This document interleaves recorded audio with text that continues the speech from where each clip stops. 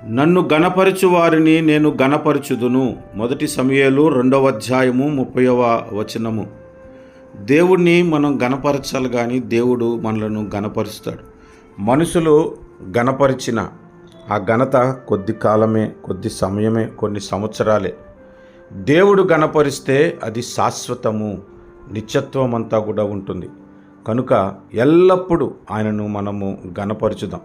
నేను తండ్రినైతే నాకు రావలసిన ఘనత ఏమైందని మలాకి గ్రంథములో ప్రభు అడుగుతున్నాడు. కనుక మన తండ్రిని, మన ప్రభువును, మన రక్షకుడును, మన పరిశుద్ధాత్ముడైన త్రియేక దేవుని స్తుతిస్తూ ఆయన్ని గణపరుద్దాము. స్తుతులతో ఆయనను మహిమపరుద్దాం. స్తోత్రములు తండ్రి, పరిశుద్ధ దేవా, పరలోకమందున్న దేవా, నీకు వందనాలు. గొప్ప కార్యాలు, మేలుకరమైన కార్యాలు మా జీవితంలో జరిగించావు. ఆహారం ఇచ్చావు, రక్షణ ఇచ్చావు, బలం ఇచ్చావు, శక్తినిచ్చావు. సమస్తమును నీ కృపను బట్టి మేము దీవించబడుతున్నాం, ఆశీర్వదించబడుతూ ఉన్నాం. అనేక పరిస్థితుల నుండి తప్పింపబడుతున్నాం, ఆరోగ్యంగా ఉన్నాం, సజీవులుగా ఉన్నాం. ఇదంతా మీ కృప నాయనా. మీరు చేసిన కార్యాలను బట్టి మీ ఘనతకు స్తుతులు చెల్లిస్తున్నాము, నిన్ను మహిమపరుస్తున్నాము, నిన్ను ఘనపరుస్తున్నాము.